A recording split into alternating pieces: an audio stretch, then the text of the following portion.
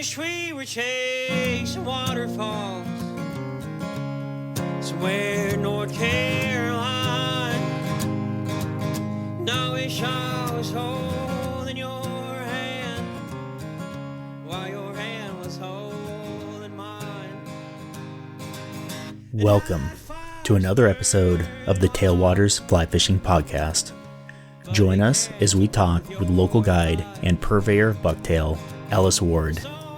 We'll be discussing how Ellis ended up in East Tennessee, how we originally got connected, streamer fishing, night fishing, and bug fishing, and combining them sometimes into a single trip, musky fishing, long sales cycles and guiding, bucktail processing, and to close it out, we're going to talk about how one fishing trip can really impact someone. Ellis is someone who works extremely hard and has learned through countless hours behind the vise, processing bucktail, and on the water. He's someone that I can really get into the details with, whether that's fly design, barometric pressure, or timing hatches. Ellis's bucktail is truly great to work with. Whether you're tying musky flies, or clouds, or minnows, I would put it up against anything that I've ever tied with. We hope you enjoy. Tonight, we're sponsored by no one, but we want to shout out the Blue Ridge Guide Association. It's an organization that's not just for guides. They do plenty of work to protect and oversee our local waters. If you live in the area or are looking to make a financial donation to an organization making an impact, check them out. And speaking of local groups making an impact, check out Trout Unlimited. If you're in this area, check out the Over Mountain chapter and or the Cherokee chapter. They're extremely active in cleanups, stream sampling, and fishing opportunities. If you live in this area, get involved, and if not, find a group close to you.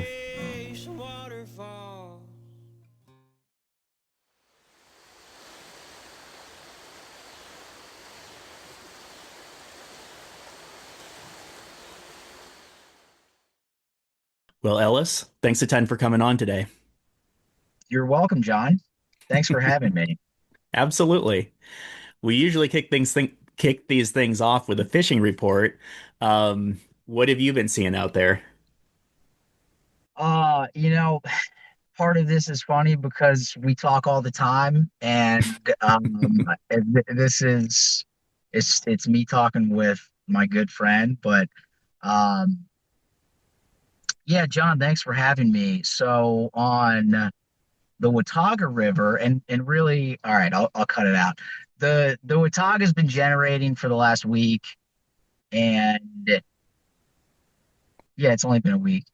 Yeah. And what that means is at 1 p.m.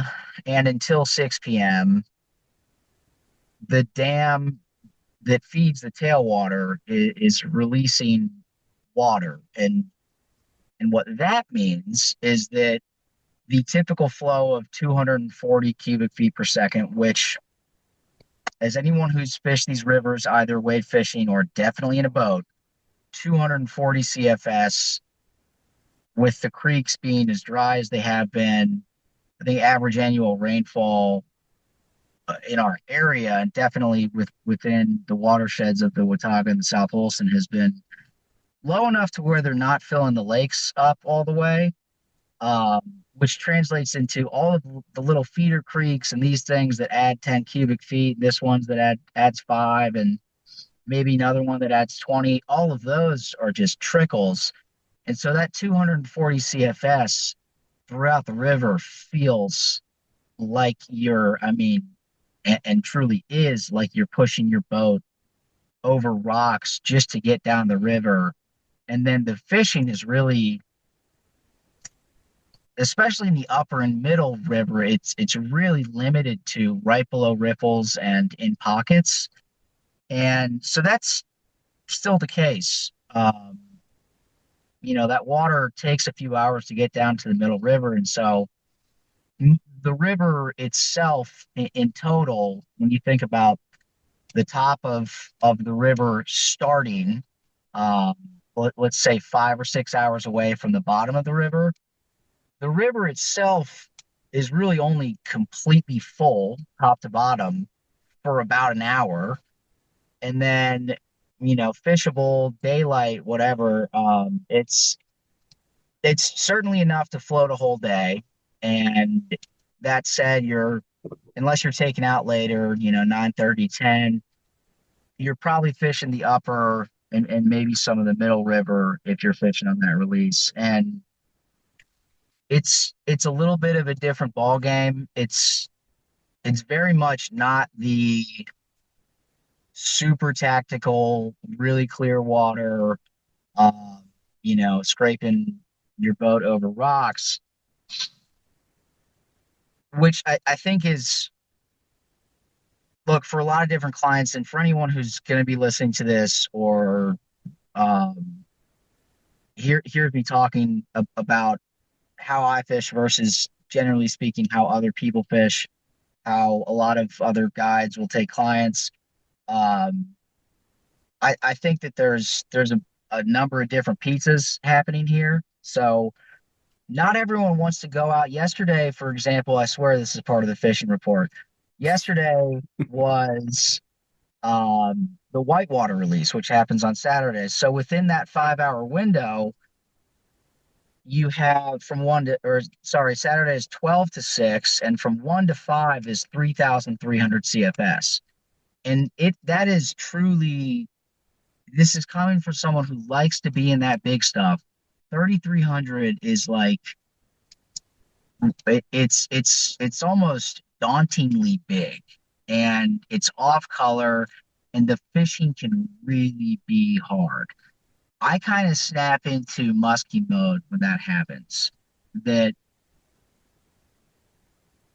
my job is to keep everyone on the right path and in a good headspace, because I know that I'm doing the right thing, and we're approaching this in the right way that I've seen work so many times, and we're probably only going to see payoff maybe a couple times, and that's going to be in the form of ideally a large brown trout, this time of year, maybe a striper eating. And if you do the right thing enough and stay consistent enough and really fish well the whole time enough, odds are it's going to happen. And it feels so daunting because even the regulars that have been fishing with me for years, that have fished muddy water, that we fish the typical big water, that when they release that typical water, it's half of the recreational flow. It kind of feels, it's almost head scratching. It's just you're in so much water, it's almost out of place. So all that said, I think yesterday we saw I want to say the second or third biggest trout I've seen caught by a client. Um, it ended up breaking off 16-pound fluoro.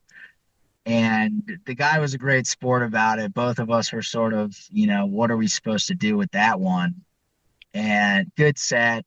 Got those just real slow, not even head shakes, whole body wobble, looking like the size of a human thigh. I already had my hands on the net, and then his rod tip just sprang up. And that's another part of it, like getting these big trout to the boat is hard, because first you have to catch them, and then you have to set the hook, and then you have to get them in, and it's giant water. The thing was right next to a log jam. I don't know if he would have, going back in time, sure, you can say give it a little more, let him take it for a second. But I don't know if you do things differently. Maybe it's a nick in the leader or something like that, but that's a tough one. So that's kind of the exclamation point version of the fishing that we have been doing recently. The typical higher water afternoon stuff is, there's a lot of good places with really happy rising fish. And it can be, I'm not going to say difficult to find them, but understanding where they are in that high water takes a little time. So if people go out and float it, it's just be prepared. And I know we're going to talk about this. I floated through this river so much, really not even fishing and just learning it. And I didn't know anyone. And so there's a lot of that to be done when you're doing something new for the first time. Um, but thankfully, a weekend, it seems like the fish are all getting used to that high water. I would say the bugs are also getting used to the high water. Something cool Hmm. yesterday that I was seeing is there's a pattern that I've observed that when there is the less clear the water is, the more the higher turbidity, whatever, the more stuff in the water, the fewer bugs are going to be coming out. And yesterday, that 3300 was looking. I mean, it's chunking stuff up. That's the second time this year they've released that much water, which is the most water the river's seen since last August. And so it's pulling stuff off the banks. We've gotten some rain recently, so it's chunking up some mud. Um, there were a lot of happy bugs on the water. It was getting a little more clear, but I can tell from you agreeing that you've kind of seen some similar, like, I think the fish acclimate and they're going to respond, but the bugs take some getting used to. And, it takes them some getting used to in order to start behaving like they normally do. And so just in the course of a week, um, I've seen those spots that probably in a week or two are going to be popping. Those spots are starting the bugs are there, but the fish are starting to understand what's happening and respond in a way that makes it really fun. And then, that's dry fly fishing, which I love. I love doing it, teaching people how to cast dry flies, how to present from a boat. It feels a little more freeing than when you're wade fishing. It's almost like you're cheating. You're standing on top of the water. You're not in it. So you have a few different tools you can use. And then streamer fishing is streamer fishing. I have a pretty good idea of what's required at any given time to translate whatever that bite might be into, capitalizing on it. Sometimes it's just not biting. And a lot of the times you get there's this, I don't want to call it ego within the guiding or the fly fishing community of, you know, that's not the right approach. And I'm saying this as a guide who, I don't care. If you want to nymph, let's do it. If you want to throw dries, let's do it. If you want to throw streamers, I'm down for it all day. If you want to throw jerk baits, great. 95% of the people that show up on my boat, the dude the last 3 days included, shout out Hunter, want to throw stream. That's what they want to do. And sometimes it's not turning fish and it's not producing fish, but it's not like, oh, I'm frustrated, this isn't happening, I want to catch fish, which I think there's a massive population of fly fisher men and women who that is the case. If this isn't working, let's try something else. But there's a lot of fishing that I do, and so much of that streamer fishing where it's, um, this maybe this isn't feeling productive right now, but I know when the bite window cracks open, I'm going to be doing the right thing at the right time in the right place, and I'm going to be there for that when it happens. Um, what was that, like a 10-minute fishing report that didn't actually cover anything? Yeah, but I'll piggyback on the off the back of it. So so so piggybacking off of that foundation, I'd say we've had a lot of bugs and a surprisingly good sulfur hatch on the Watauga. Um, I mean, I've been really happy with the bugs that we've been seeing. Even on the Holston side, some of the like hardcore, long time dry fly anglers who have been coming out here for like 20 years have been talking about how excited they are about the hatches that have happened, the fish that they're catching, and not that they're catching like the big fish like up there. Like some years you'll get a lot of like 14 inchers. And I mean, obviously there's much bigger fish than that, but like, let's just say you're going out and whacking fish, a year or two ago, you could whack a lot of really little fish. And this year you're whacking a little bit better fish. And we're stacking up for a good couple years ahead of us, hopefully. But have been getting really good reports on both rivers, bug activity. I've been seeing lots of sulfurs, even down on the lower river where I live. I hadn't seen a lot of duns mating in my backyard in years, and they did this year, and I'm pumped about it. So that's been good. The streamer brown trout shad striper hybrid thing has been unpredictable, but when it's good, it's really good. Um, I caught a carp like literally right before we did this, and my feet are still wet from rushing back to do this. So I it just actually feels like feel everything's good at once. I feel guilty for you not catching more carp on behalf of thinking that we needed to be timely. Now, granted, with kids and nap times and all that, timeliness is important, but gosh, when carp are actually eating, that might be the most important. I'll double up on what you're saying in terms of like actual fishing report and things that probably matter to people. That there have been, especially low light, an hour or two. It's longer when it's cloudy. It could be Hmm. 3, 4 hours. You also get some midday stuff, some morning stuff. But yeah, on the Watauga, man, the bug activity has been unreal. Hmm. And part of me is I feel a little out of my depth when you're talking about not having seen duns mating in your backyard, just because it feels like from, I don't know, August or September through maybe a month ago, um, it's just like I forget that this time of year happens. Hmm. And and so I don't know if this year is, wow, it's finally back. This feels so good. And I remember a couple weeks ago just getting off the river after, it's not like they all come up, one day and they didn't the day before, but there is like a week where it really starts. And I've been on the river and then a few days later was on the river again and fishing low water. And it was like, you're going through some riffles and starting to get low light. You're breathing bugs in and they're just everywhere. And there's risers everywhere.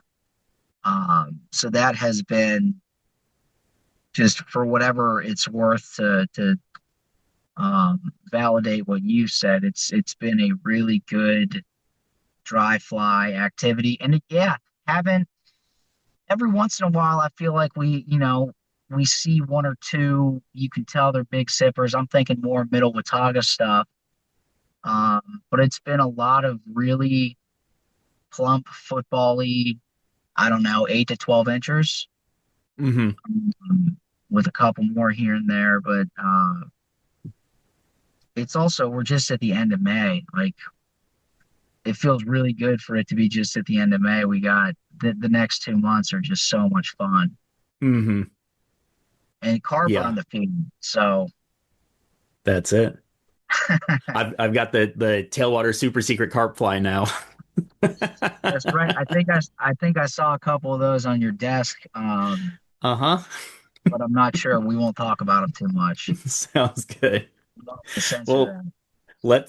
let's keep her moving here, and just maybe to to introduce you and for everyone's benefit, you're Ellis Ward. You do a variety of things. You're a bucktail slinger. You're a fly tyer. You're a guide, and then on the guiding front, you do a variety of different things. But on the tailwaters, I'd say you're probably better known for and probably advertised a little bit more, doing dry fly fishing and streamer fishing and some night fishing. And you do smallmouth and musky as well. And I was about to say in the winter, but it's not strictly in the winter because you figured out some cool water even kind of outside of more normal seasons. Is that fair? Is there anything else I should include in that list? I'm thinking I'll let you know if something comes into my brain, but I feel like that covers it. Good. Well, if there's There's a anything else, I'm lot. sure it'll come up as we're Yeah, I'm talking. sure it Yeah, will. yeah. So we don't need to spend a ton of time on your background, but could you give us just like the quick overview? You know, you're not from the area. What's your background? How'd you end up out here, and how'd you get into guiding? Yeah, I've gotten decent at making this only a few minutes with the number of people who have asked and all of the times when I can tell that I'm just really losing my audience. So I was born and raised in Cincinnati. Um, as it relates to fishing, I grew up next to, I'm almost on the Little Miami River, and was I can't remember learning how to row a boat. It just was a natural thing for me, probably just because I was exposed to it so much when I was a kid, fishing little lakes in Kentucky and Ohio. But went up to northern Michigan, Torch Lake every summer growing up. Um, a lot of smallmouth fishing, everything with soaking bait for catfish in a river to trolling for smallmouth, which is you know a 12-year-old and his cousins just driving a boat around on low with the engine cutting off every few minutes and a few fishing poles hanging out the back, occasionally starting to get the real dragon. I went to college in Nashville. I went to Vanderbilt. I got a degree in physics, and I then moved to DC, and I worked in what I say is sort of a catch-all of consulting, but what I did specifically was um, model development, and that's creating forecasts and um, various, be it financial or healthcare or staffing related models that would ultimately inform business decisions. I did that for 10 years, and it was a startup when I joined. People change, companies change, life happens. 10 years is a long time. And that 10 years starting when you're just graduating college. That's, 21, 22. You're still a kid as much as you don't feel like it. And so, a couple years before I left, I stopped drinking when my daughter was born, and that was more than 8 years ago. Um, and then after that, things started to sort. I kind of opened my eyes a little bit, without substances as a diversion. It was pretty clear that I already knew that I wasn't going to be retiring in that office. I'd look around at folks and just think, wow, 30 more years, and these guys are still ripping. And look, man, people are built different. There's a handful of folks that I worked with that just they were made for it, and it kind of felt like I was showing up in someone else's life. It was I didn't know guiding was a thing really. I had taken a handful. I had a number of different saltwater trips under my belt, and I had gotten into tying in a big way. And so that really took off when I stopped drinking and as I became more unhappy with my job, there was also some stuff within the company that was creating an environment that wasn't great. And related to what I did specifically, I could kind of see the writing on the wall for a few different layoffs that occurred. And they were small enough to, it didn't feel right to me. They were small enough to not be a big deal, but it really impacted the culture of the environment. Good people started leaving. I ended up basically volunteering to be, I could tell that this was maybe going to be the fourth. It was almost like a quarterly event. So it felt like another one was coming. And I was like, I watched some of these men and women, you know, prepare to fire employees that had worked with them at other companies they've known for 8 years. And it was brutal. And it's the cost of doing business, really. Like that phrase exists for a reason. It was awful to see and be a part of, um, and I liked enough of what I did because it like I did physics in college because I enjoyed that. I didn't necessarily have a plan for it. I knew I didn't want to be in academia, so I ended up going into a lot of my friends did investment banking and went that route and doing the startup thing when it was a startup and working on building what needed to be built and figuring things out and taking data and taking all of this amorphous, nebulous stuff and translating it into numbers and a lot of times literally pictures, bar graphs, whatever that had people saying, "Oh, okay, that makes sense." I find a lot of similarities to fly tying and to guiding and to teaching that I hadn't really realized that that's my sweet spot. And then you add in the fact that man, something just feels right about being on the river. I basically wanted to take a swing after I volunteered for the next layoff, and it took 3 or 4 months, but that was going to happen.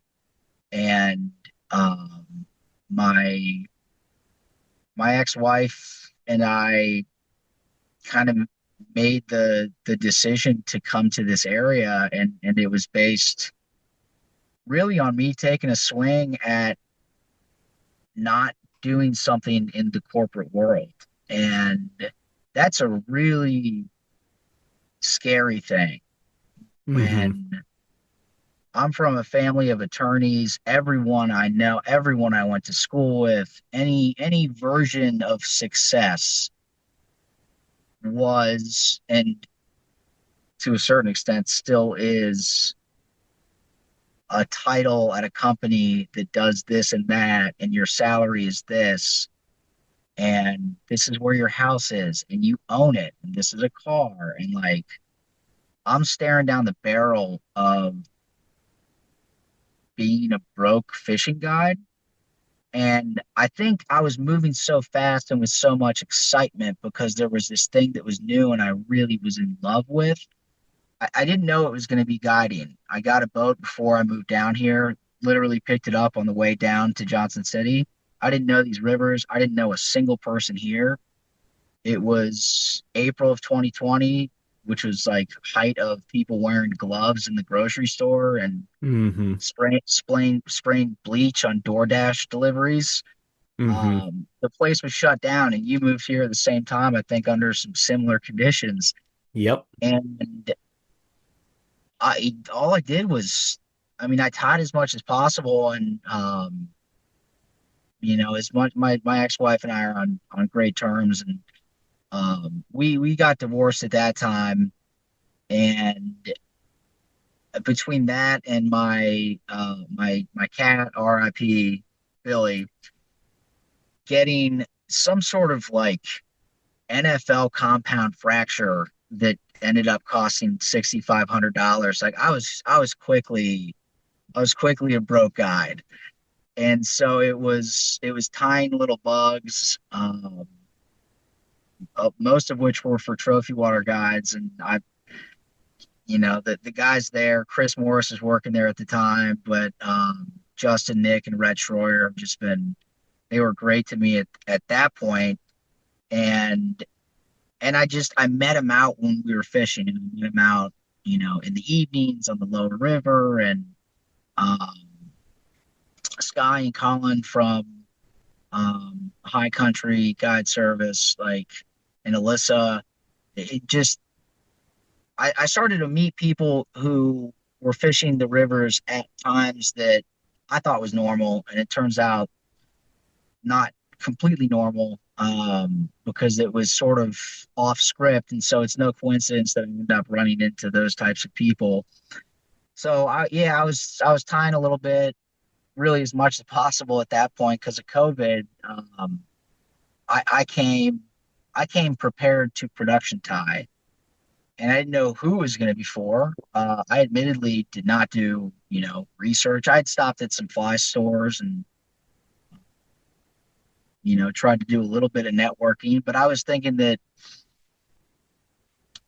more and more I believe this is true, even though it can feel like it isn't at times. I was just thinking that with the guiding industry, with the fishing industry, the right way to approach it is know and understand your craft as best as you possibly can and try to do it better than anyone else by putting in the work in a way that isn't compensated. You're doing it because you want to be good at it. You're doing it because you love it, and you're not doing it because someone else is paying you to do it. And so much of that translates to not catching fish. So much of that translates to floating down the river alone in conditions that may or may not be good for catching fish, on sections of the river that may or may not be good for catching fish, fishing in ways that who knows. And so much of what the typical guide program is here is not what felt right to me. And so I still kind of have pep talks with myself because I don't rely on SEO, and it can be helpful, but running Google ads, it feels like I'm close to the direction. There is more going back to the office and less, hey, here's this place, and Johnson City, the Watauga, the South Holston, the Holston proper, the French Broad, the Clinch. Here's all of this water, and here's all of the things we can do with it. And here's me. I've done it all. I have all of this gear. We can throw 14-inch lures for muskie with a bait caster, or we can go chase trout with a 4-weight, fishing 12 feet leaders and 6.5X. And because if I go down to 7X, even though I think it might be worth it for the fly's sake, you're going to break it off. But there's all of this stuff that we can do, and I want that to be the product versus someone wants to come and fish the famous South Holston River, and I show up as, the third ranking on whatever search engine that you're using. And so a lot of that's been differentiating myself, and I love tying. I really do. I love tying. I love tying streamers and musky flies.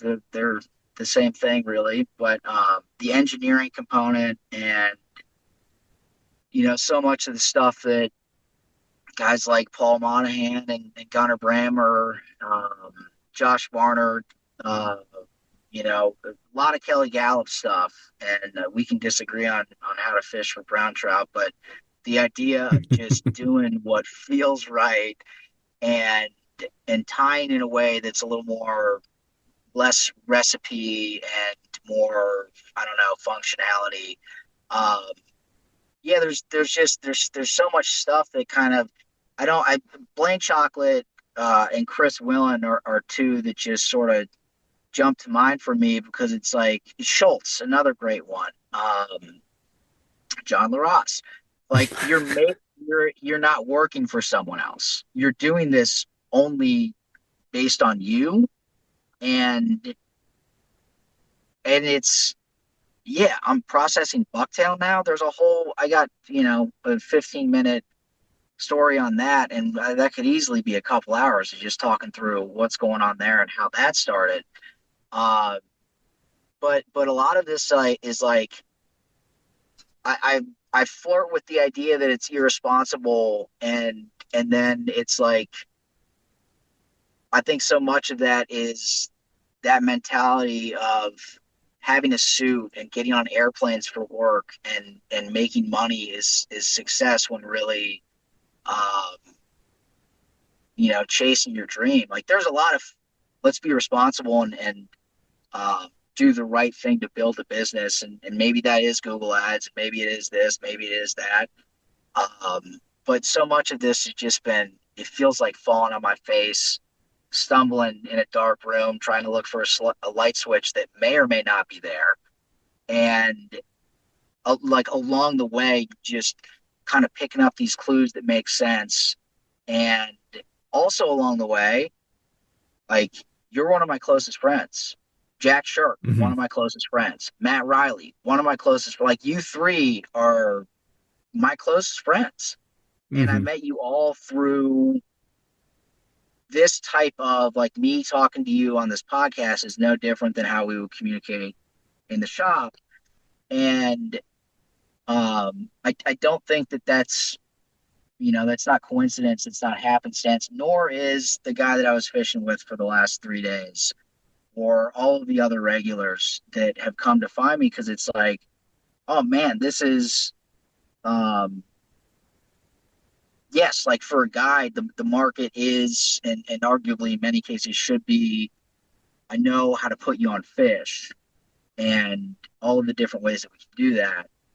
And then there's like, I don't know if it's this niche, and like, yeah, I like to do that too. If we need to nymph to bang out some fish, if we need to fish some dry droppers, if you can't really cast, if you want to be doing this, if you want to be doing that, like I pride myself in being able to do all of that. But this, let's go find big water and rip streamers off the bank for brown trout is like, it's so much fun. It's so engaging. It really is, I think, the most difficult way to catch a good fish on a fly rod. There's some saltwater stuff that sort of is close, but you know what's happening, versus what we do is it's basically sight fishing without knowing that there's a target there, and continuing to do the same thing, get better and better. So I could keep going down different things. I know we got different topics to cover, but that's definitely the long version of Well, how what? I'm talking to you right now. Yeah. Well, one thing I'll just say that I really like about you and your program, even though that's a word that I hear way too often, is that you work really hard and you figure things out on your own. And there's nothing wrong with getting a tip from somebody or having someone give you a rig, but you have put in a lot of time and effort, and I mean, literally blood, sweat, and probably tears, figuring Definitely out, tears. definitely tears, some things that are pretty unique to you. So, just as an example, how long was it that you were fishing the Holston and Watauga before you took your first guide trip out here? I would say, proper guide trip, probably a full year. I Hmm. had a few folks come down from DC. Part of that was, so I don't want to come across as like I didn't fish exclusively to do this. Like I said, I was in that dark room during that process, just trying to figure out what the hell's going on. And so I quickly realized that like all of my fishing was wade fishing, primarily spring creeks and some limestone stuff too. But all of a sudden, I'm floating through a river that, when I was here for the first 2 months I was here, the Watauga was releasing 2,400 CFS for 24 hours a day for 2 months straight. And the South Holston was releasing 2,200. I lived 7 minutes from Blevins boat ramp, the lower third, middle third of the Watauga. And like I'm floating in this big water from a boat, fishing streamers that I can actually see for brown trout, and I'm seeing these things that the guys like Tommy Lynch talk about, and it's like you hear Tommy has also become a friend, and it's certainly not a friend like you, Matt, or Jack, but like he and I text each other, and that feels weird because it was like he was this almost superhero figure. And I fished with him once. We talked on the phone a little bit, and it's just like you hear the guy talk, and he's out of his mind. And I've been on the boat. We haven't fished a streamer once. It's just roll casting big dry flies and mousing. And when he talks about roll casting with a 5 weight, it's it's barely comprehensible. And I'll give him a hard time for it and kind of laugh at it, but like it all does make sense. It's just like it's so specific and nuanced, and I see myself doing some of that stuff now years later. But in that first year, it was just like this fire hose of trying to figure stuff out and not really knowing. Like I was figuring stuff out, but I at no point did I feel, even when I was catching big fish. I mean, I caught a pile of striper and brown trout over 2 feet in the first probably month, definitely first couple months I was here. And so, I'm sending these pictures to people that I knew from DC, and I got a guy or two to come with me, and we got some good fish. But that was also a period of time where, when I look back at that, the timing of my routes and when we were putting in, and how prepared I was for this and what that was doing, and could we have done that and all that stuff. I definitely made the best of what was going on, but it's still, I knew that there was, I don't know. I didn't feel like a guide per se. It felt like I know this river really well, and this is what I like doing. And you guys are supporting me starting out this guide journey. And that was really, I mean, we're talking less than a trip a month, Mm-hmm. easy for a good year.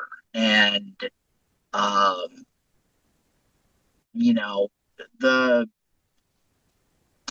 the production tie-in, and man, there were just a lot of long nights doing that. The bucktail and like all that stuff helped kind of fill the gaps and buy time for me to get the client roster. But it was at that time where I also didn't really feel comfortable, and I communicated this to guys like Justin, Rhett, and Nick, that like while I did want to help if they had some overflow, it certainly wasn't an expectation. And I wanted to do my own thing. So I was going to be one way or another competition in the space at some point very soon.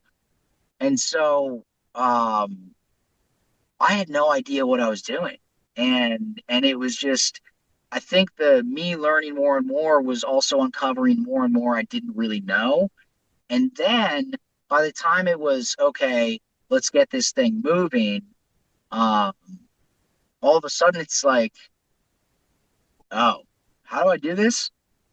And without being affiliated with the shop, and I had an Instagram following for flies, and that was really kind of a if you build it, they will come mentality of like really using that tying platform to attract the right clients, which very much worked. It just took a long time.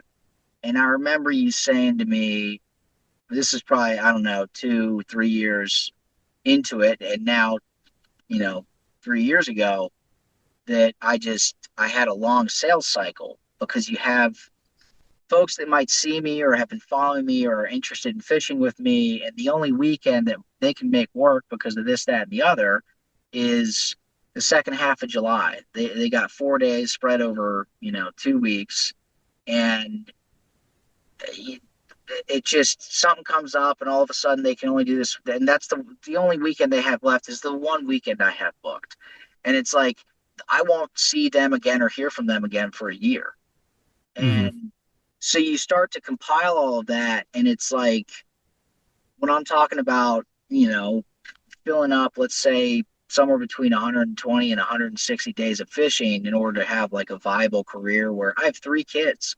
Um, I Mm-hmm. there's and I did 2 of them are babies, and my girlfriend's not working, hasn't been for a few months, or she is, but it's like we all have bills and daycare, and all of that's going to look Mm-hmm. very different in a few months. But really, for the last year, it's like it's been pedal to the metal, and I think having the last 6 years of experience, and really that first year of like, oh God, what is required in order to get trips? Um, Mm-hmm. that's actually made, you know, this having a family and not worrying about buying groceries, which was very much the case for the first 2 years. That's all of that struggle has made all of this feel a little more manageable, even though it still can feel like a struggle at times. Um, but that was an easy year, maybe more. Of Well, Go ahead. yeah. Well, I was just gonna say, jumping in on that long sales cycle comment, I was gonna kind of recount the story of how we got introduced, if that sounds good. Yeah, So, I was fishing with a friend, and we were on a guided trip with Chris Morris. We were taken out, so it's kind of the end of a normal day, and we saw you floating by, and he just made some comments about how much he sees you on the water, how hard you work, what a good tire you are, and again, fast forward a year, and I think Chris was booked up, and I probably trophy water, and my buddy was like, who's in the area that you want to go fishing with, and I heard that from Chris, which really put you on my radar, followed your tying and all of that, knew you processed your own bucktail. I was like, look, anybody who processes their own bucktail is someone that I want to fish with at least once. And so that we booked you, we jumped on the boat with you, and pretty much the from the minute we stepped on the boat, I knew we were going to hit it off. It was just like talking about minute details in fly fishing, just every random one you can think of. It was just like boom, boom, boom. We're talking about weird observations we've had once or twice. It was really obvious, like how hard you work and all that. And anyway, that so it was like a whole year before we actually stepped on the boat with you. yeah.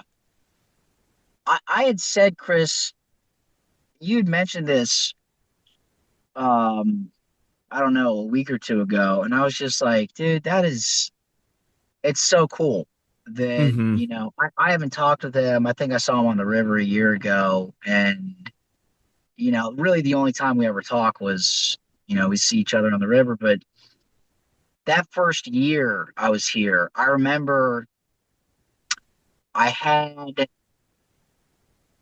yeah, at this point, it's like it's basically almost family friends, like friends of friends, people who knew the owner of the shop in DC. Shout out Richie from District Angling. But like maybe one of my first, it wasn't like my boys, um, where I feel like I'm a proper guide. And at that point, I didn't feel like a proper guide. And so everyone's probably, we're doing everything we can. It's low water fishing on a tailwater with giant sun. Those days can be tough. And I remember being anchored up, and I see Chris, maybe 50 yards upstream of me, and it's not necessarily one lane, but it's like a 2-car lane. Like Mm-hmm. it's pretty skinny through there, and um, he's got a Klein in his boat, and the dude just comes up, you know, right next to me. We could touch each other's boats with the oars, drops the anchor, and just looks over at me and was like, "Hey man, how's it going?"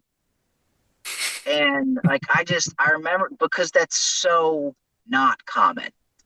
Mm-hmm. Especially that, he was giving me props to clients, Mm-hmm. saying that that's and he's just doing that because he and I got to know each other a little bit at the time, and he saw me out fishing on my own so much, and so man, yeah, that connection and the fact that that's what ended up connecting us, and like if we want to take all the way back to the beginning, it just me being out on the water and working, as much as it can feel like playing. Mm-hmm. I can assure you there were many times where I did not want to go out on the water, and it Mm-hmm. just, but at the same time, it's like there was just something saying like it's just the right thing to do is to be out, and so much of that resulted in networking, which is another important thing. But yeah, I think that's him being a connection point to us is very cool. Yeah, yeah. So, so I'm going to do my best to nail you down, and one of my goals for this podcast is to have you kind of outline what you do and some level of detail, not as deep as we all probably want, but just for people who don't know you to know kind of what you do, if they think about stepping on the boat with you, what should they expect? And so maybe just starting with like general tailwater fishing, what does your program typically look like? I'll kind of give an example. The first time we stepped on the boat, it was high water, Watauga. We start floating down. We're throwing streamers on sinking lines. We get to a flat. We definitely caught a few fish doing that. Moved some nice fish. Got to a flat. There were risers. We put down the streamer rods. We picked up the dry flies. Caught some risers. Kept moving down. So what does just a normal day for Ellis on June 5th look like? Um, I'm not being cliche about this. It depends on who my client is. Yeah, yeah. And like if I'm going out with my collection of regulars, or if it's, guys who found me from guys or gals, it's mostly guys at this point, but folks who have found me through YouTube or Instagram, like they're kind of coming to me for going out and throwing streamers, and anyone who likes to do that, anyone who likes to throw streamers, likes to throw dry flies.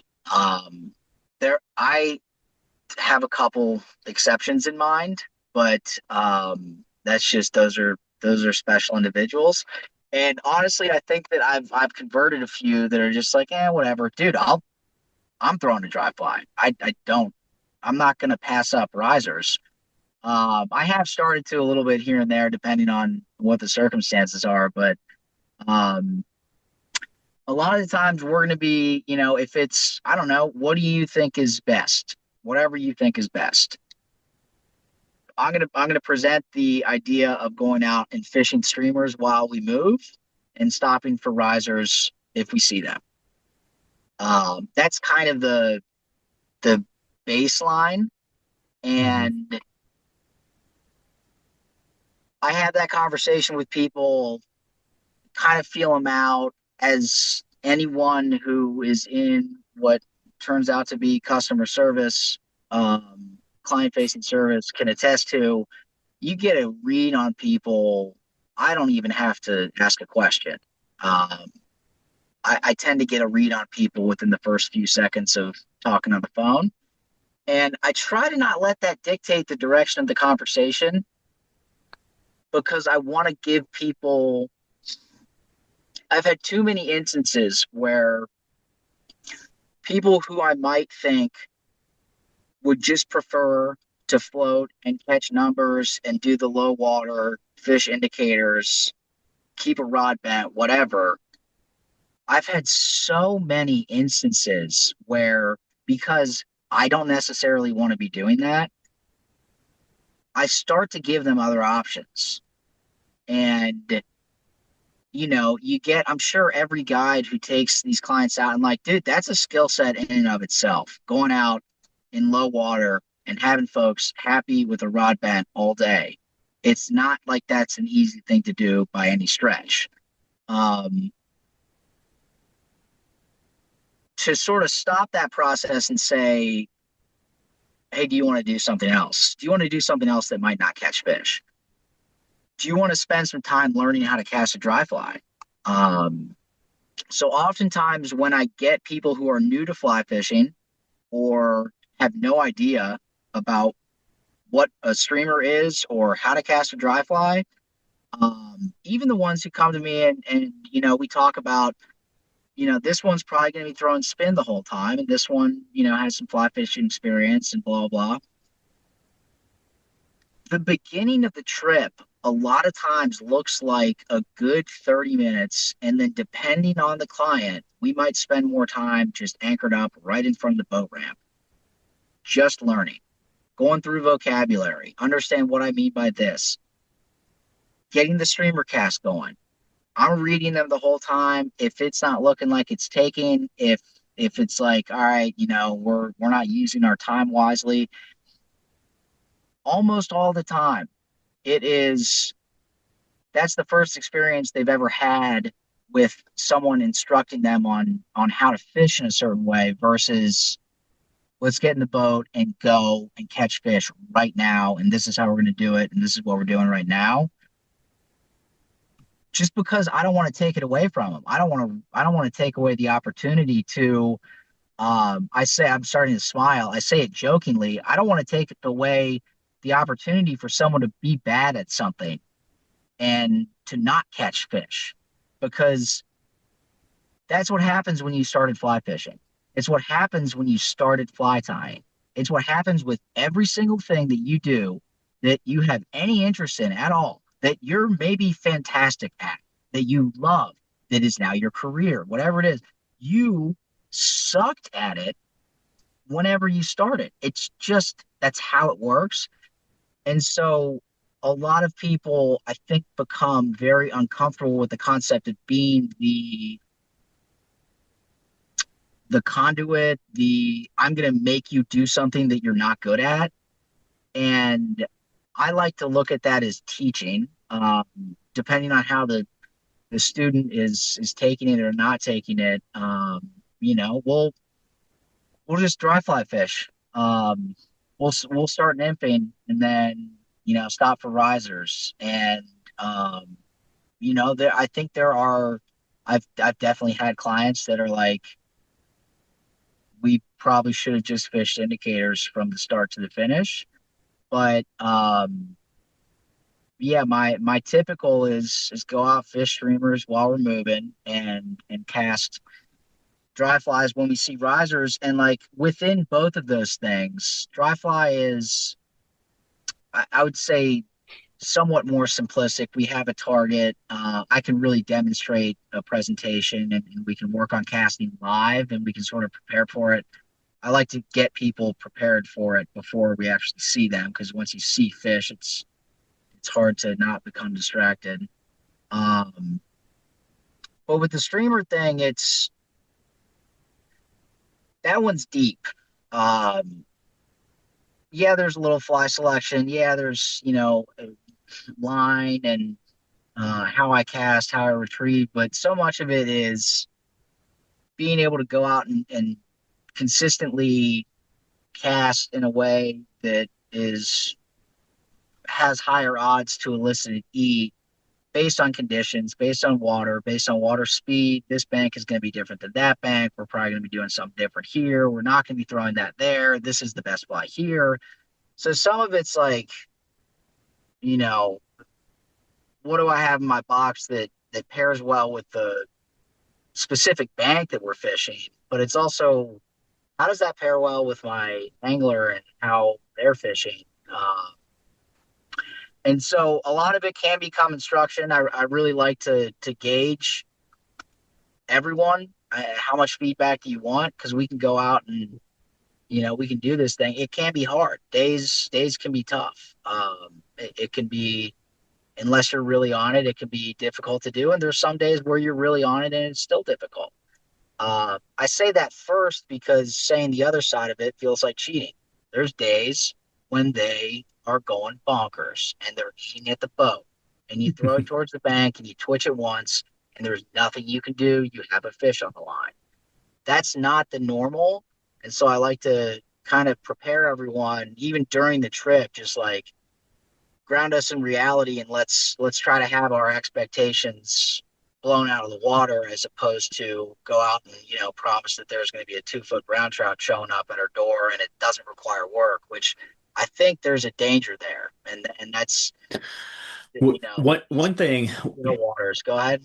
I had this point on my list of things to mention, but just I found that really interesting in terms of your social media, your marketing, your whatever.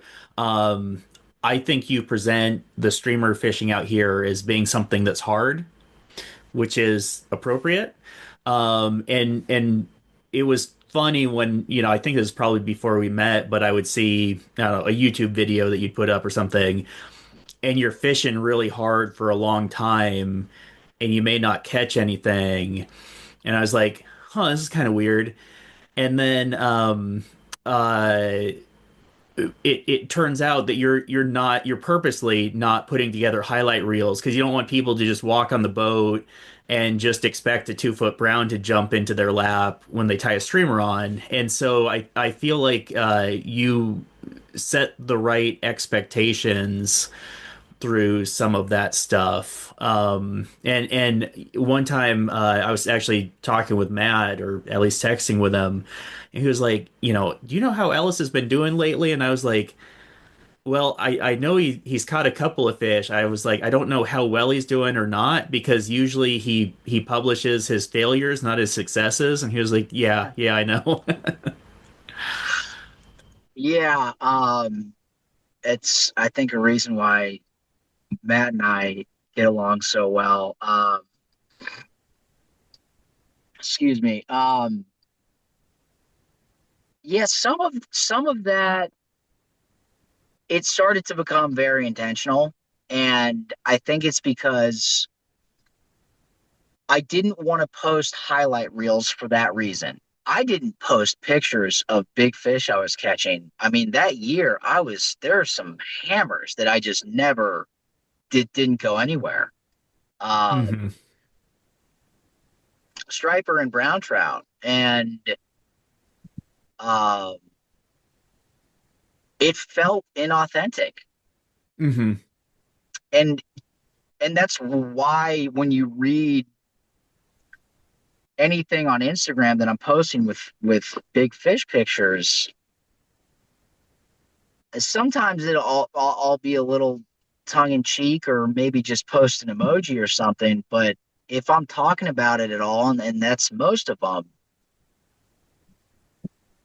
it has to do with the client. And I say it to him every time. I mean, this guy Hunter for the last 3 days, he fishes with me a lot, and he's become an absolute weapon. I mean, and so have all these other guys that, like, it's not like they weren't good. It's just, to do it for 7 or 8 hours, it's hard. It's hard work. It's hard work.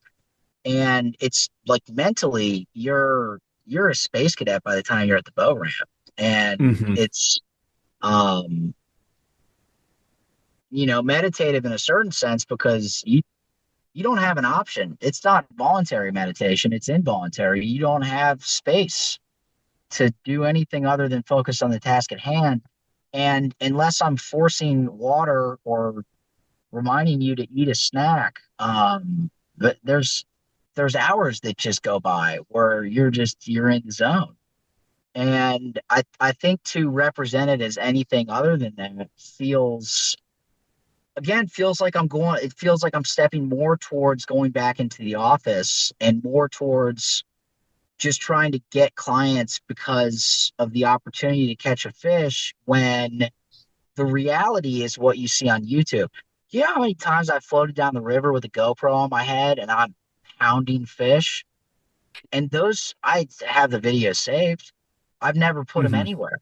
I'll occasionally use them. I'll find little clips for reels, but I've forgotten about most of them. And there's I have hours of footage of me ruining fish, including like multiple over 20, and one or two over 2 feet, and maybe a giant one that gets off.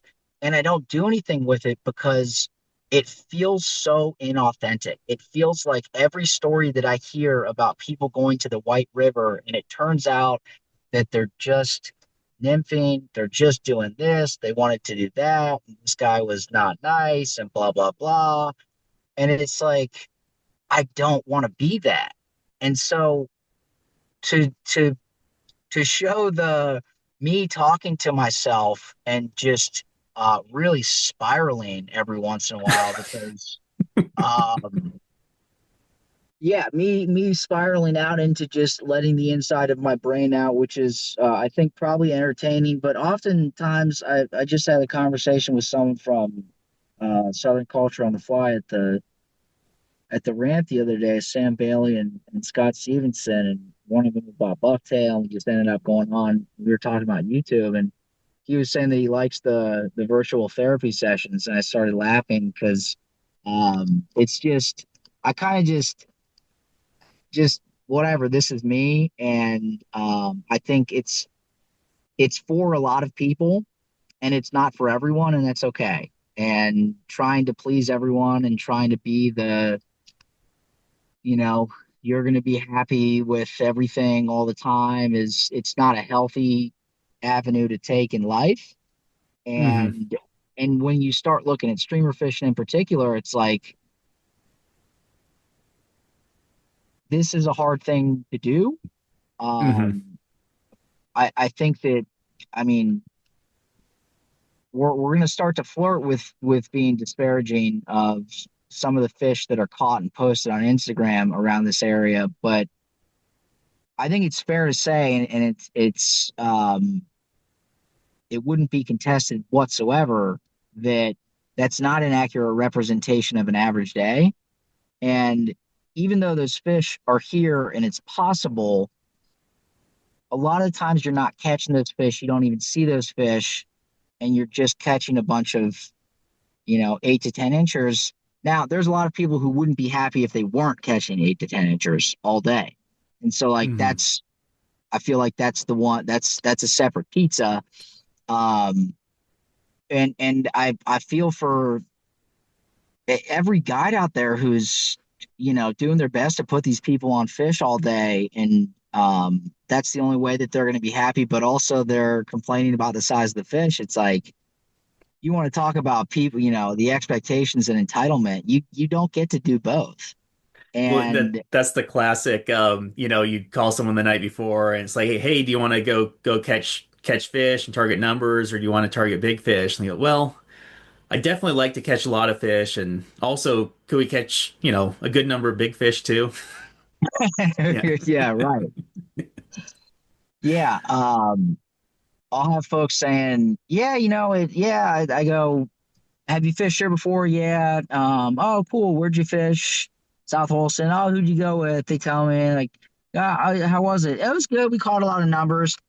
Right there, I'm immediately like, I don't care who it was or what day it was. If they caught a bunch of fish fishing these tailwaters, you have nothing to complain about. Hmm. Maybe it's communication, right? Maybe it's expectation setting. That's a big one for me. I think that it's really important to communicate and to in a certain way advertise, but if you're working for an outfitter, you're sort of limited in that regard, and so you just get clients with expectations that you can't really control, and you put them on fish all day, and that's really hard to do in most cases. But then the fact that it's well, a lot of fish, nothing bigger than 12 inches, and it's like, yeah, you just that's exactly right. You just said one thing. That's not a problem. It's that um, you have to pick one option. You really can't have both.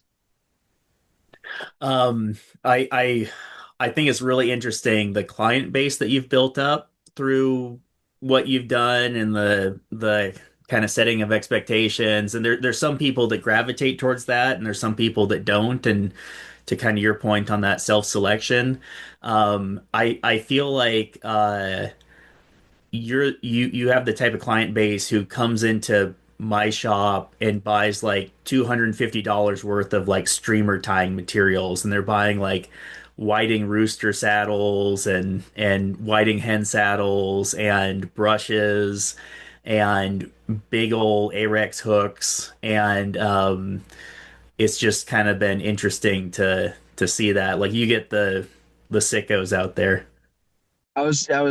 I'm thinking of how to most creatively define the damaged individuals that end up really enjoying their time with me. Um, I think I managed to get out loud the concept of "we like what hurts us" yesterday, which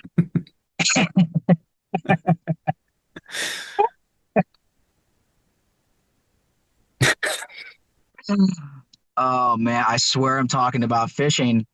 Um, I crack myself up with that with brown trout and muskie. It's like there's absolutely no feedback.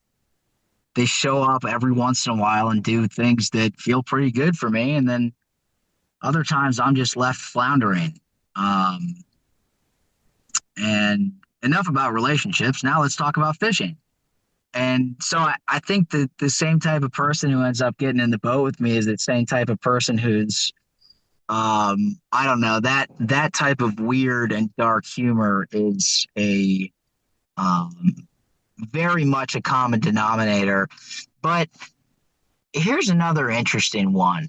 Um, this goes from I think of um Jacob might be one of my youngest regulars. I think he's early 20s.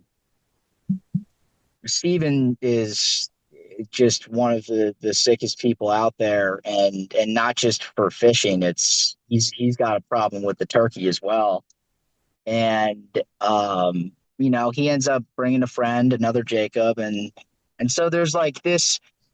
I don't know. That sort of makes sense to me. And then up to I'm 38, like up to people my age is um, same sense of humor, speaking the same language, same cultural jokes, whatever. Dude, Bill, a couple weeks ago, Bill came in the shop, Mm-hmm. 72 years young. The guy is an animal. Mm-hmm. And um, he was brought by Brian, who is I would say Bill might not think he's as sick as Brian is, but that's just not true. Um, it doesn't really matter. We're talking retired doctors and dentists and accountants and people in all different professions who have a lot of different interests outside of fishing and come from very different backgrounds and very different parts of the country. But there's that tying thing and the tying streamers in particular. It has less to do with like, oh, we're gonna go out and sling meat, bang the banks, screw all those little bugs. Dude, I still love tying dry flies. Mm-hmm. Dude, my sister was just in town last week, and I had her catch a couple rainbows. Her and her friend Janie, fishing nymphs, and I was pumped. There's no part of me that is like, oh, this is dumb.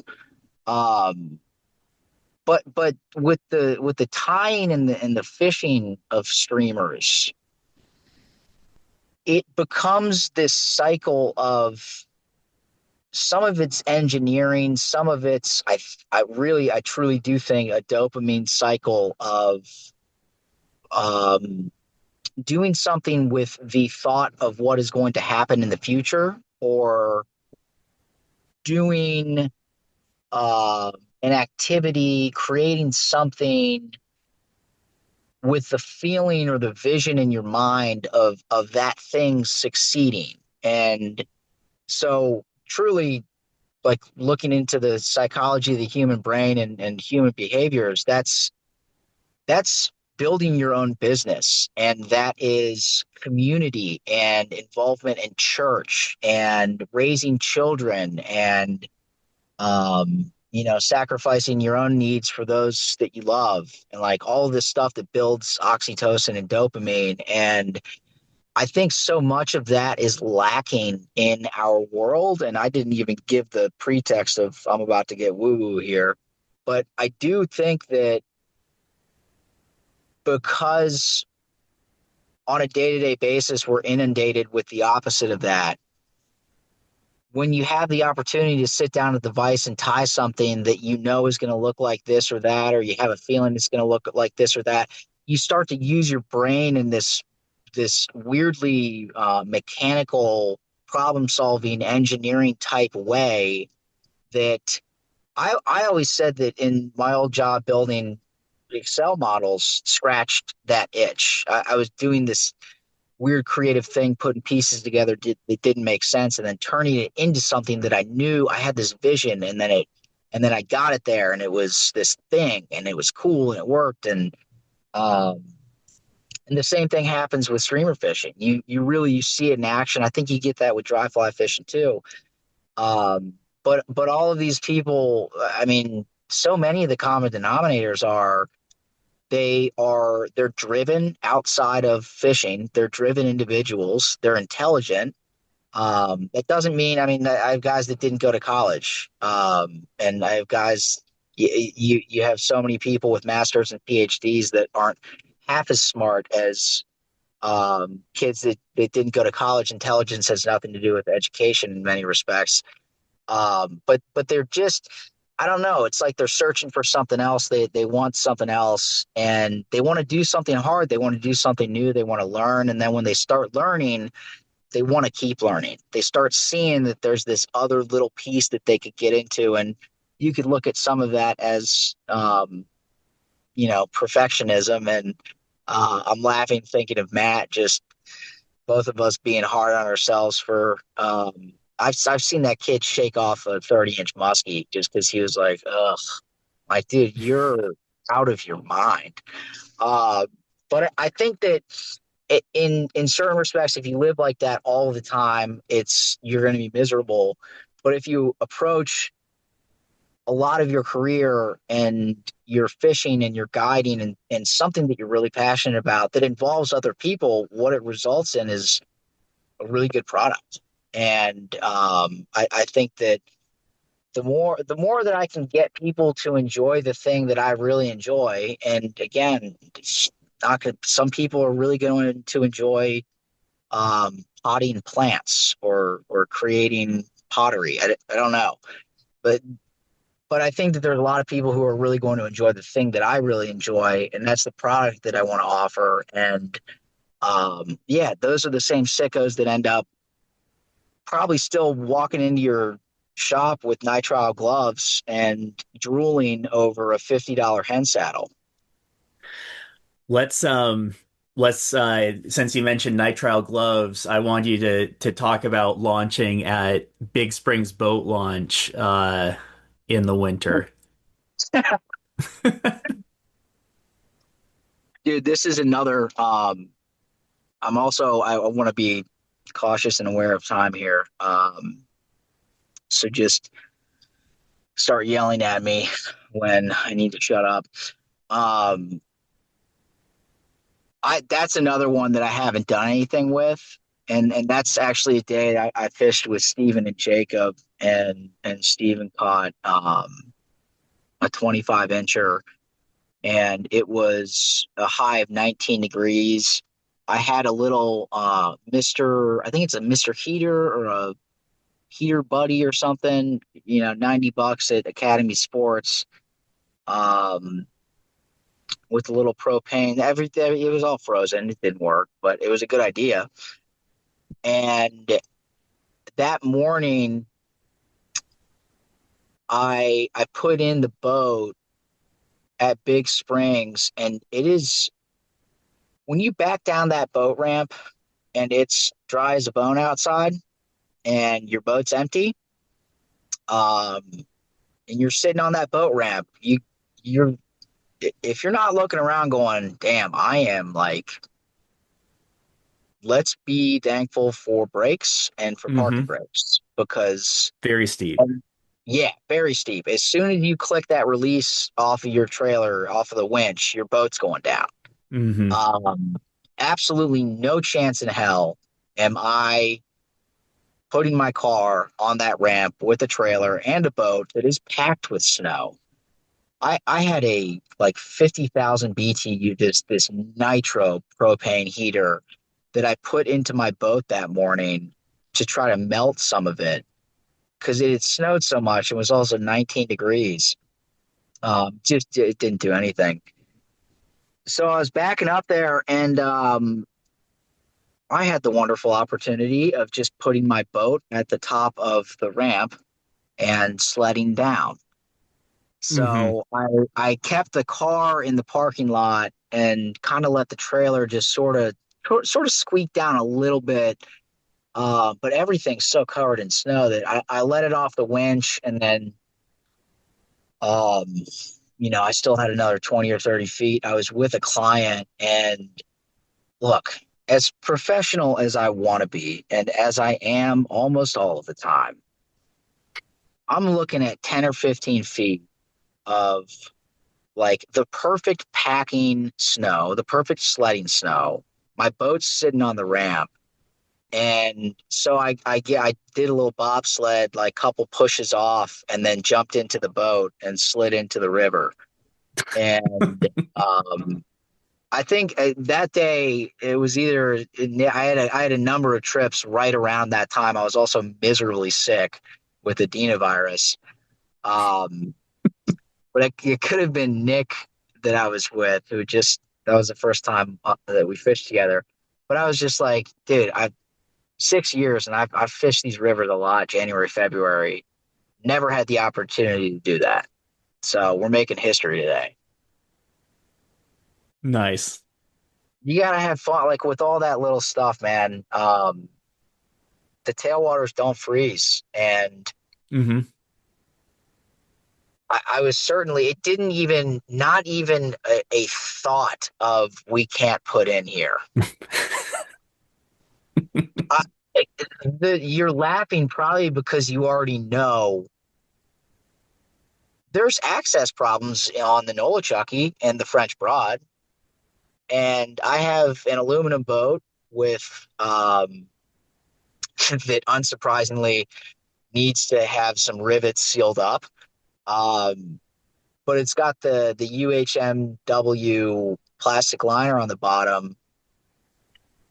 I put that thing down a hill, and I've attached tow cords to my winch, and I mean I've done some putting my boat down a boat ramp that has snow on it is doesn't make the top 10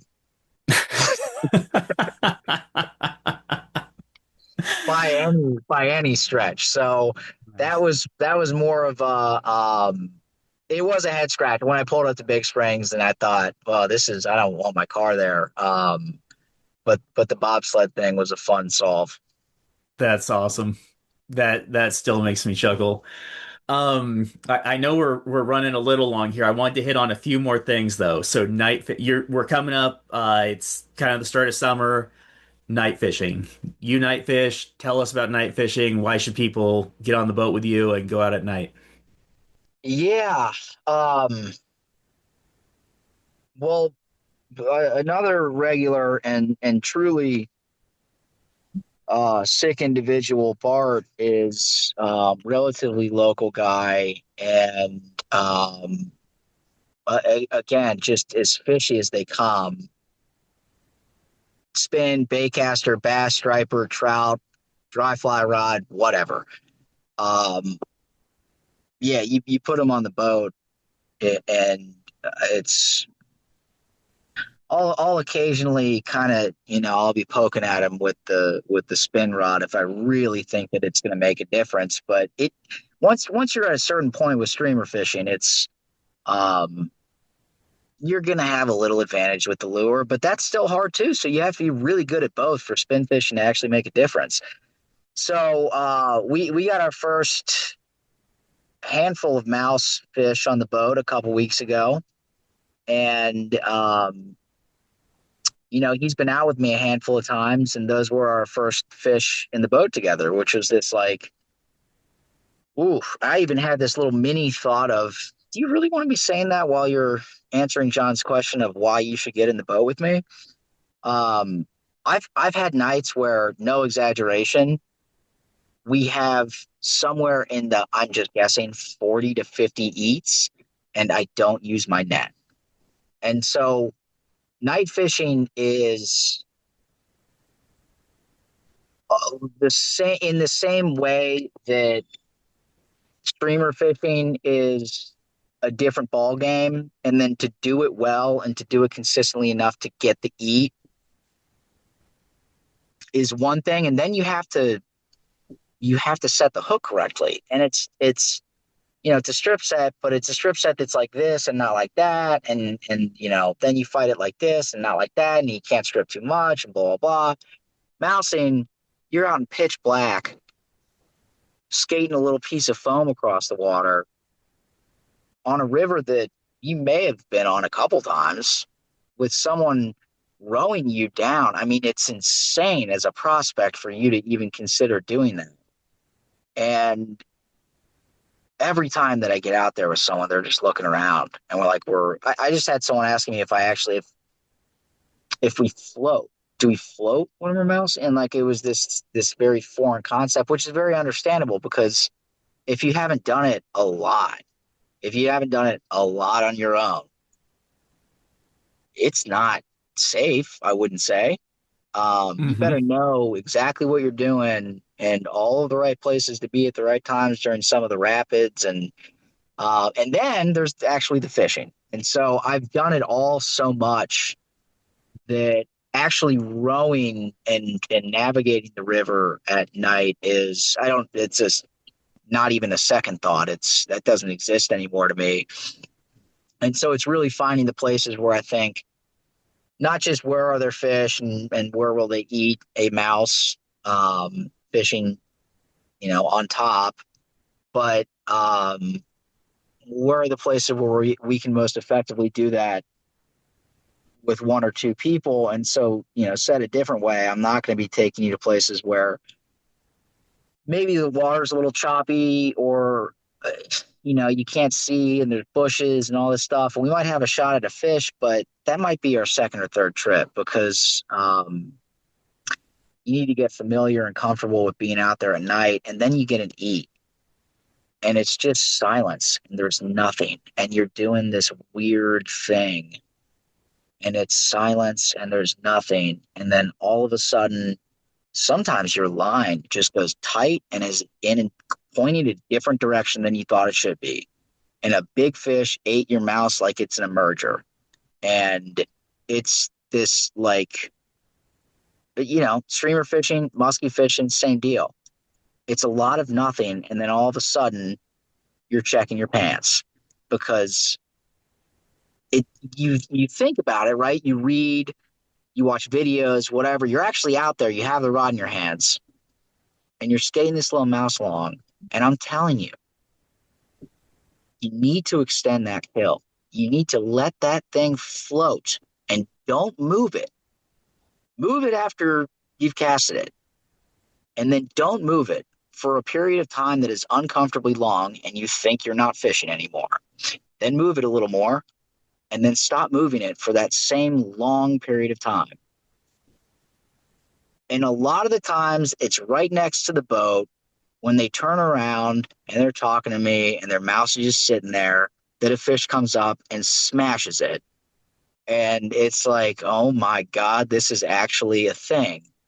And, I bring up Bart and how fishy he is, and the fact that he loves mousing. I did the same thing with Tommy, where I fished so much and in all these different contexts, and spin and saltwater, and man, you get out on the river and you mouse for trout, and it's just, even going out and fishing at night, not doing the mousing game, throwing lures for striper, fishing topwater, spooks, whopper ploppers, being out on these rivers at night is just it's a different ball game.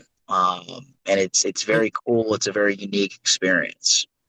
Yeah, and one thing I wanted to make sure to highlight is I think there's a lot of people who will take someone out at night, but you're someone who is out there frequently, and not only that, how long were you night fishing before you actually started guiding?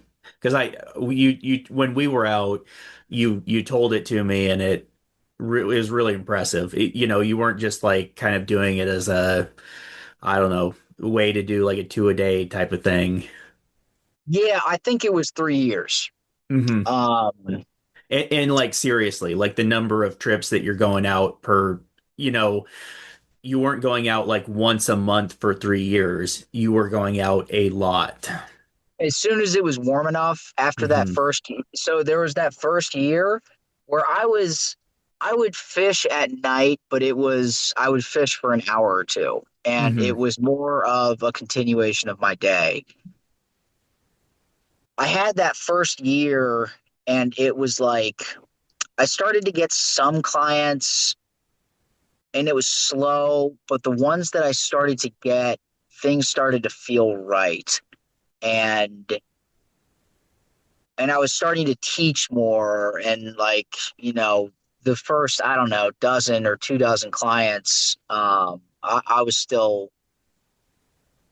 well, all 6 years I've been learning about myself, and I'll say that in the first 2 years, people broke more rods and fly lines than they have in the subsequent 4 years combined. And like I take that as a uh, tip of the cap for my teaching currently, but also like I wasn't communicating in the right way, and I wasn't giving people the right tools that they needed at the time. Um, so I started to appreciate that after that first year, and it was also like we're kind of getting to the 80-20 of I have a product, I know I'm going to keep learning about this thing, but I had gone out mousing with Tommy a couple times at that point, and this is Tommy Lynch. I mean, if you have the opportunity to go fishing with him at all, but specifically at night, up in Michigan near Baldwin, in June, July, it's just that's an experience. And so we had done that a handful of times, and I started to my brain was just starting to like no one else does that around here. And you're right, people will talk about night fishing, but boy, I've fished these rivers a lot at night, and I can tell you I can count on one hand how many boats I've seen. Um, Hmm. and they're not floating. They're maybe at a ramp, or they put in just to take out. And not to say that no one else does it, but kind of saying that. And as I started fishing more and more, it just became this. The reason that that number all of a sudden turned into 3 years is because you you can't just go out and throw something on top of the water and say this we're mousing and then not catch anything and say, well, yeah, sometimes it's hard. Because it's the same deal with musky fishing and musky guiding.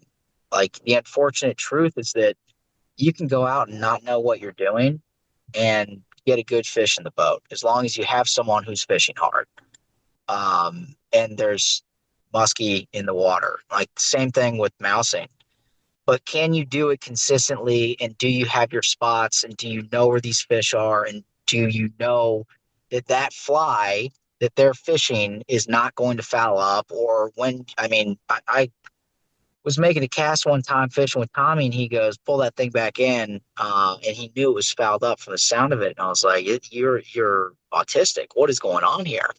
And fast forward a few years, and I'm doing the same thing because it's like, you hear and see so many of the same casts, and you know everything about your environment and surrounding. And so it's not at all weird to understand that your fly is fouled up because you know that something's off. And even though that seems like some sort of Rain Man thing, um, it's a byproduct. When you see that, it's that person has been here in this position doing this thing on such a repeated and consistent basis that when there is an inconsistency, they feel it, they hear it, they know it, they see it. And until I was there and until I got a trip and I could say, this is what we're doing, here's where we're going to go. And in my brain, I have our the first two or three spots we're going to hit. I have the two or three that I feel really good about, and then I have our two or three after that that we're going to check just in case. Until that was the case, I didn't feel comfortable taking people's money. I wouldn't feel comfortable being out on the water, and it would feel like I was phoning it in or pretending as though I was doing something I didn't actually know about. Versus, when we go out now and whether or not we get feedback from the fish, it's like I know that when they're eating, this is where they are and this is what is going to work. And we might change things here and there, but gosh, that took some time. Mm-hmm. That took some nights. That took some early mornings. That took some me taken out of the river at 5:30 when the sun's coming up, just thinking, what on planet Earth am I doing? Yeah. Yeah. Well, I did want to mention one or two things here before we wrap up. One is your bucktail is absolutely outstanding. As a shop, stocking good materials is obviously important. Getting good bucktail is an important kind of unique thing that shops can do. And honestly, I'm pretty lucky to have you where you're at because you do a great job. You do a great job of dyeing and cleaning and everything else, but the dye jobs are super sweet. And we live in an area that produces like super awesome bucktail to tie with. And I've, before setting up the shop, I, traveled around. I've bought a number of bucktails in my day, right? And there is something very unique about the bucktail that comes from this area. There are bucktails that I've seen where you get these super long fibers and they look awesome and they may even be pretty cheap. And I thought, like, when I picked them up and looked at the package, I was like, wow, this is a steal. This is awesome. And then the hair is super coarse or it doesn't flare or whatever, but the bucktail that we get from you is great. And I even had literally this week someone came in the shop and I don't think he bought any because he didn't need any, but he was like, I've seen a lot of bucktail. That's some good bucktail. And I was like, did you actually take it out of the package and feel it? And he had done that and was really impressed. Yeah, well, John, I appreciate that. And I had a conversation with a guy out in North Dakota who ended up buying some from me. And I've had this conversation so many times. I get so many emails, so many messages on Instagram, so many text messages just saying, I got your bucktail in the mail today, and I cannot believe the quality of this tail. And so what they're not saying is, I cannot believe the length of these fibers. Correct. And so bucktail's another interesting one where I think just like the big slobbery brown trout, you can take a picture and advertise for this grade or that grade. And man, I can't tell you. We'll do this on episode 2. Some of the stuff that I have seen and felt and smelled, getting bucktail and just understanding how to do it in the right way and storage and cleaning and all that stuff.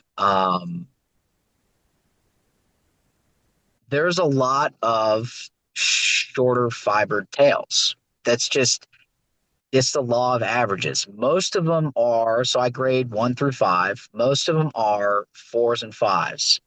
Some periods of time, I think it has a lot to do with like, there's some moons where I go pick up tails the next week or, the day after a fishy weekend, right? A full moon with some clouds.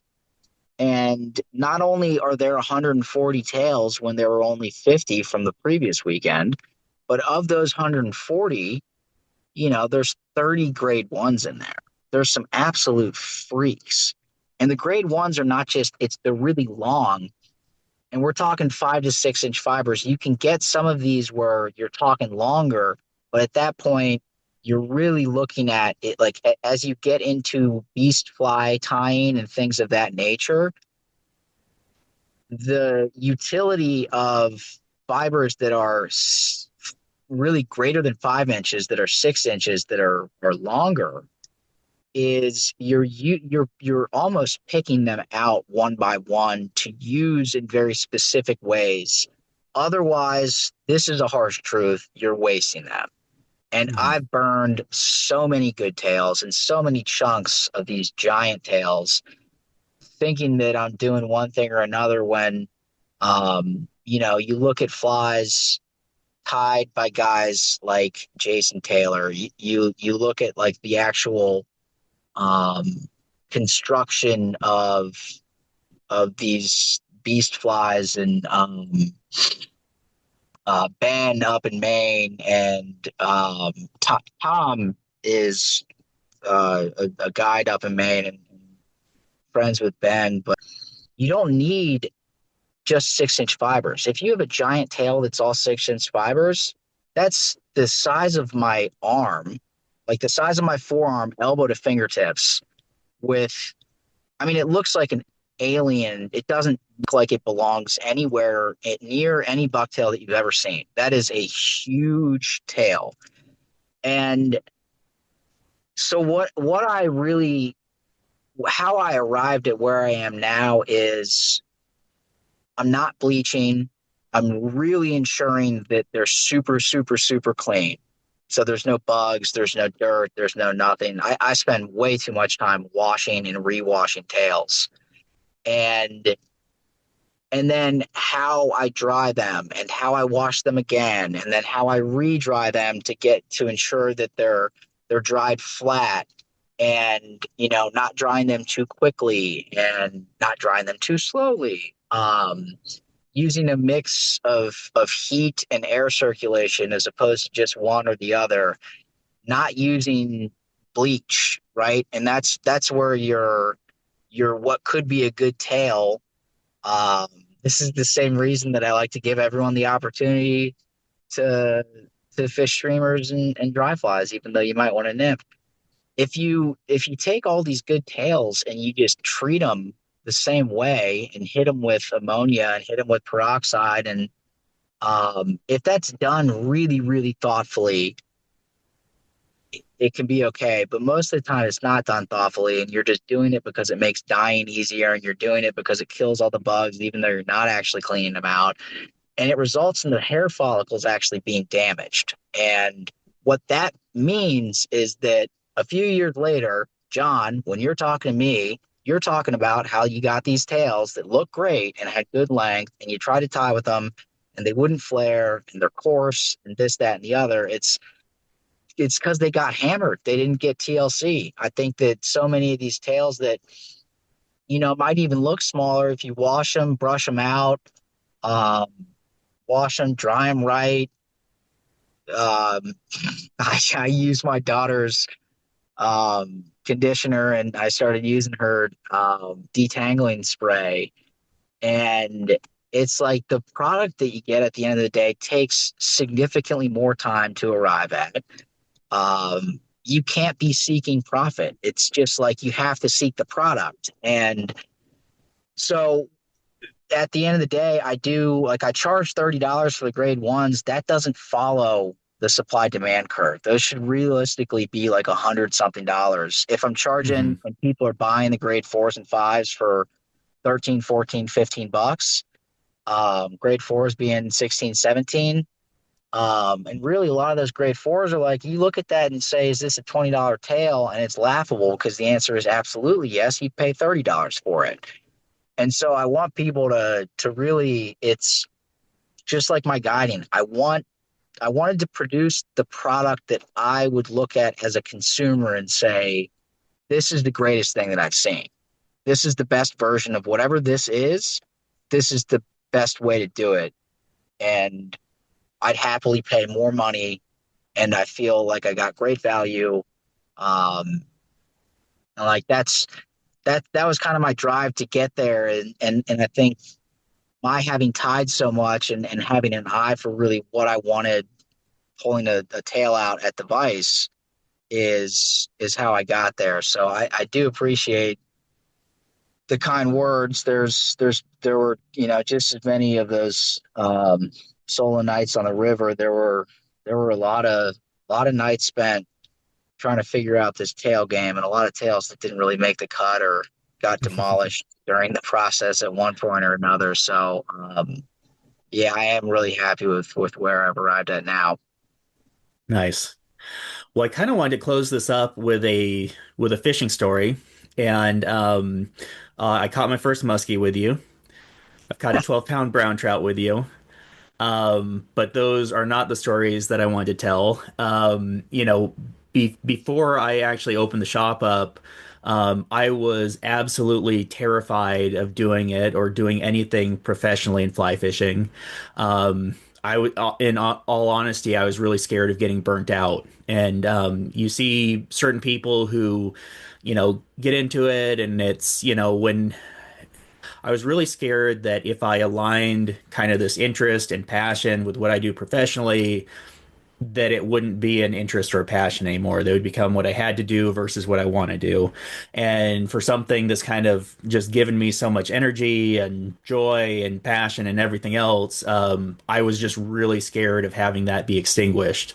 But kind of after living here for about 3.5 years and fishing like a madman, and we met up one morning and we were going to do something exploratory, and it was in the same area that we caught one of those big trout. I remember meeting you at the boat launch, and it was like Christmas morning. I just woke up with like energy. I flew out the door. Like I was just like my feet weren't touching the ground. You know what I mean? And so after having that morning with you, and it was specifically that trip, I knew that nothing's kind of risk free, and there's a chance of there's never 100% certainty, but that morning gave me the confidence that I needed to dive into the shop 100% and not look back. So thanks for going out with me that random day in 2024. Uh, don't make me cry on a podcast. That's awesome to hear. And I remember you floating. You said you had something to float by me, and Mm-hmm. like we were close friends at that point, and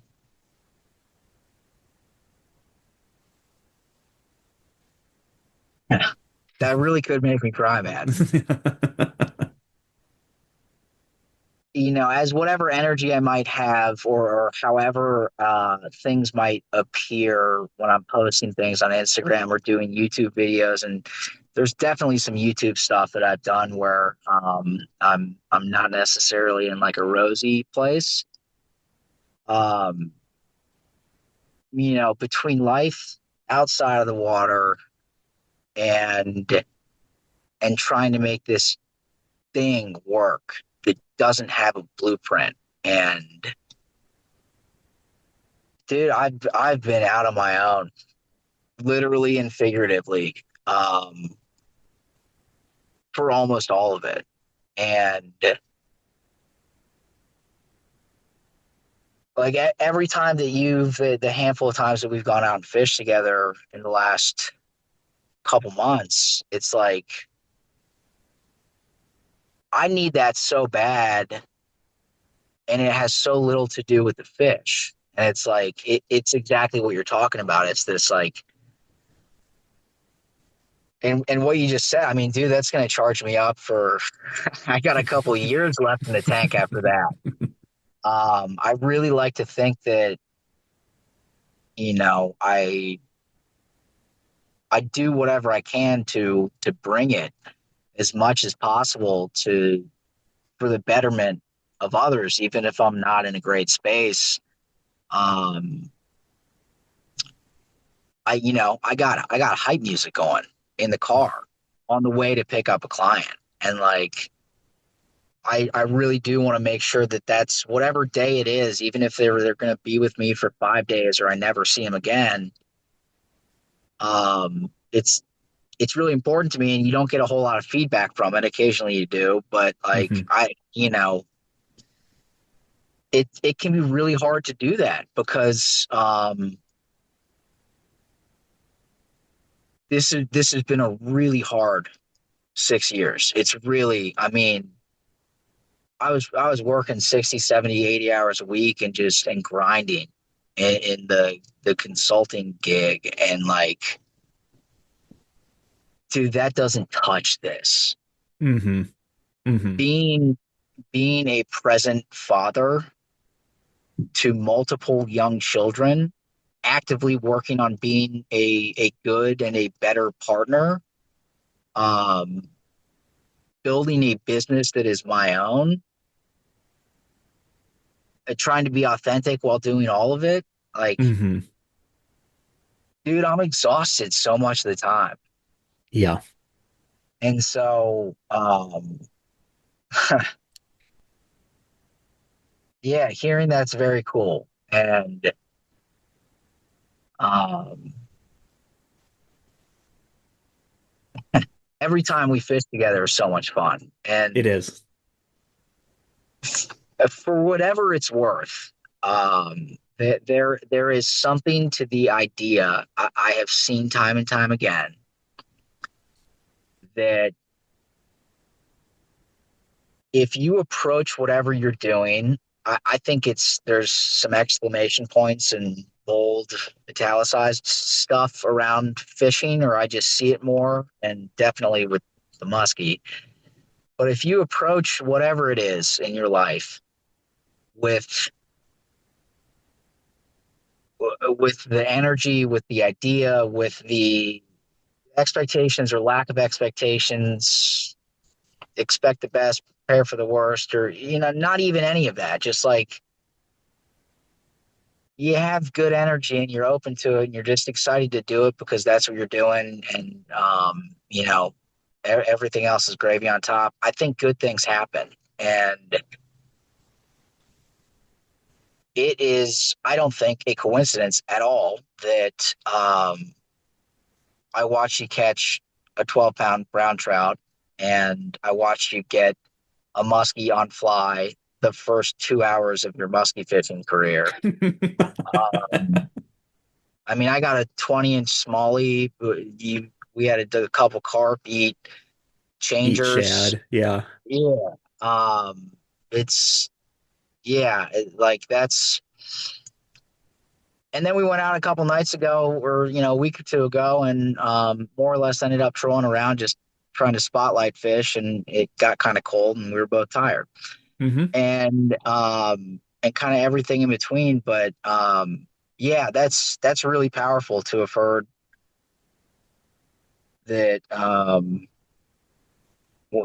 Just that morning was meant that much, and I think because at the same time, like, I've needed those days so bad every time we've Hmm. gone fishing. And so, they've been incredibly important and energizing and reinvigorating to me as well. And you've also shown me some different stuff around here that I know I can tell as soon as I step on the boat and you're taking me out. It's like all of a sudden you're guiding me, and I can I've stopped trying to do anything when we have that time, because it's like I can already tell that you've been out and you've done this so many times that, like, I'm all of a sudden I'm in your boat, and like that's a really cool.